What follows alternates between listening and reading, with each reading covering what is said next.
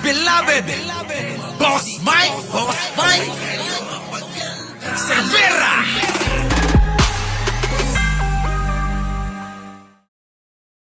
Dito kayo matakot. Dito. Matakot kayo dito. Pangulong Bongbong Marcos. Ha? Marcos sa mga grupong nais manggulo sa pagdaraos ng unang halalan sa Bangsamoro Autonomous Region in Muslim Mindanao sa susunod na Mayo.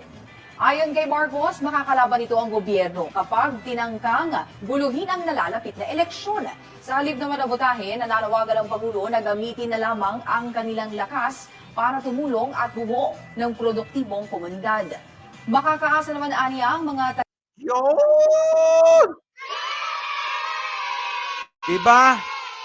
Subukan yung manggulo kayo, mga dutahe kayo, ha? Mr. President, habilinan mo na yung mga hinayupak na mga manggugulo. Wala na bang manggugulo dyan kung hindi si Duterte Group?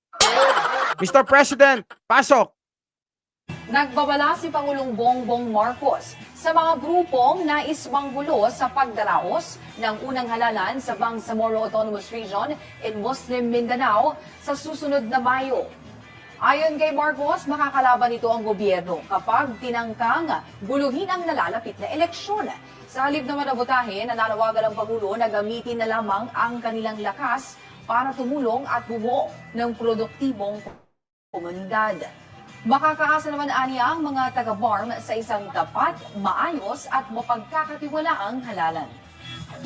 Yun! Ha? Ano kayo ngayon? Kaya nyo ba yan? Si Pangulong Bongbong Marcos, nagbanta na. Ay, huwag kayong lolo-loko-loko-loko. Pag ginulo nyo ang halalan, naku! Ngayon ko lang narinig si Pangulong Bongbong Marcos na medyo madiin. Mr. President, diinan mo nga si Digong. Lagi kang binabanatan yan eh. Pagka wala ka, lagi kang binabanatan yan eh. Aboy malupit. Wow.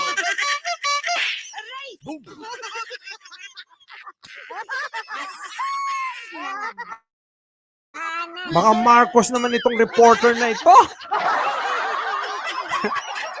Alam niyo mga boss, si Pangulong Bongbong Marcos masyadong malalim. Masyadong in-underestimate ni Digong si PBBM. Akala nila talaga weak leader. Yung pala, sobra ang utak. Alam niyo kung bakit? Nasabi ko na to. Itong mga Duterte ngayon, mga kababayan, pinaglalaruan lang ni Pangulong Bongbong Marcos sa mga palad niya. Diba? Pinaglalaruan lang. Wala, hindi sila hindi sila uubra kay Pangulong Bongbong Marcos. Matalino. Kita nyo, ngingisi-ngisi lang ang Pangulo natin, may lindi. Ngayon, nasaan yung weak leader? Nakakailan taon na kayo? Abay, 23 taon na kayong ngawa ng ngawa. Diba? Ang mga Duterte, magtatatlong taon ng ngawa, ano ngayon? Nasaan na yung before 2 years, bagsak na at iba na ang Pangulo. Wala na. Paano pa naman paniniwalaan ng mga tao yung mga pinagsasabi? Kita nyo naman sa kadisperaduhan nila, pati yung mga Kastila, dinadamay na't parang gusto pang ibintang kay Pangulong Bongbong Marcos. Si Maharlika naman, kung sino-sino na lang, ulitin ko si Maharlika, mag-iisip sa kanyang isip, kung meron, sa kanyang imagination, gagawa ng kwento sa kanyang imahinasyon. At yun naman yung isusubo sa mga nuknukan ng mga tanga at bobong mga followers. Diba? Ang tawag po dyan ay kill them with kindness, sabi ni Catherine Galpo. Sa bagay. Diba? Laos na mga DDS, sabi ni Boss Wing Leal, diba? Wala na mga boss, wala na talaga. Hindi nila kakayanin. Kaya nga si Pangulong, si Digong, kita nyo ano sinasabi niya? Tapusin mo na ng maayos ang 6 years. Akala mo kung sino no? Nasaan yung sinasabi mong bago mag 2 years, tapos na. Hindi na uobra ang pulburon issue nila. Wala na yan. Oh, wala na. Si Pangulong Bongbong Marcos, yayangga-yangga lang, oh. Ngiti-ngiti lang ng ganyan. Ngiti-ngiti lang. Pero yung isip, habang nakangiti sa'yo, loko ka, kala mo mauuto mo ko, ha? Gano'n eh, no? Oh, di ba? Pakamay-kamay yan, pakamay-kamay. Oo, di ba? Naku, alam nyo, kung marunong kayong magbasa ng tao, mga boss, makikita nyo kay Pangulong Bongbong Marcos kung gaano katalino. At hindi lang si Pangulong Bongbong Marcos, ha? Matalino si Manang Aimee ko. Di ba? Mas matalino si Manang Aimee ko. So maliwanag nga mga boss, oh, si Pangulong Bongbong Marcos, malupit ito. Kaya yung sinabi niya, tandaan nyo, yung sinabi niya na huwag kayong magkakamali. Ulitin ko lang ha, para marinig ninyo. Nagbabala si Pangulong Bongbong Marcos sa mga grupong nais manggulo sa pagdaraos ng unang halalan sa Bangsamoro Autonomous Region in Muslim Mindanao sa susunod na Mayo.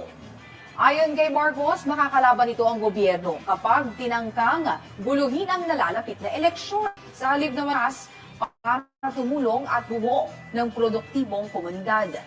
Makakaasa naman aniya ang mga taga-BARM. Oh. Tama na. Oh, nag-ayan na, ha? Oh. Okay, pasok.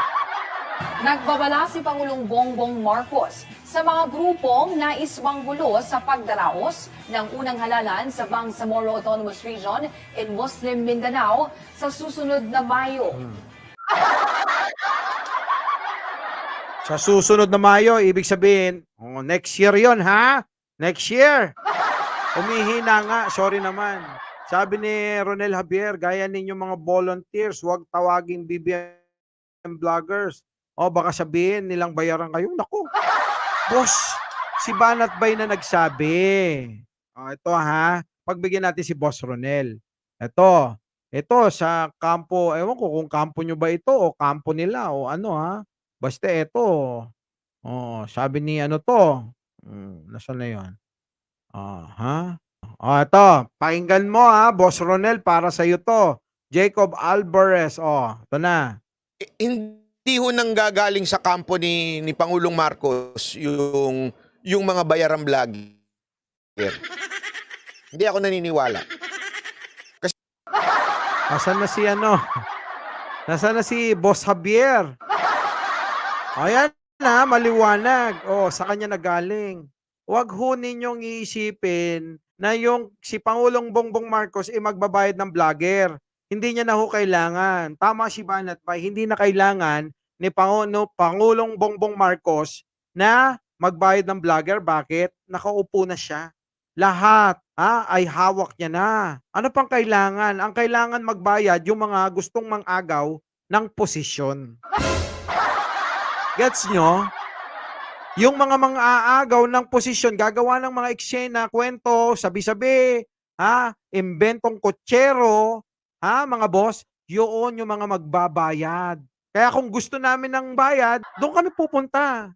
Hindi kailangan ni Pangulong Bongbong Marcos magbayad. Napakakuripot nun.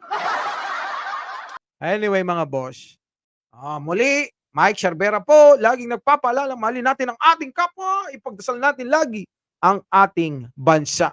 Magandang umaga, magandang hapon, at magandang gabi. Saan man dako ng mundo, naroon kayo. Siyempre, magandang buhay na rin para sa ating lahat.